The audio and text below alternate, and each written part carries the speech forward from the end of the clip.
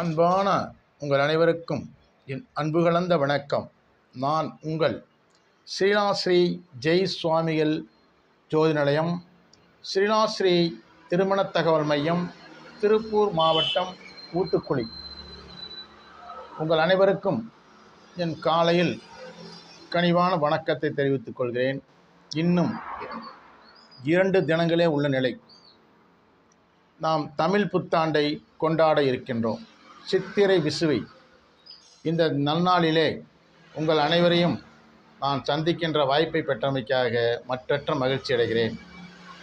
இந்த சித்திரை 1ஆம் தேதி முதல், தமிழ் புத்தாண்டு முதல், எந்தெந்த ராசிக்காரர்கள் எவ்வளவு பெரிய வெற்றி அடைவார்கள் என்பதை பற்றி நாம் இன்னும் 2 தினங்களுக்கு பின் காண இருக்கின்றோம்.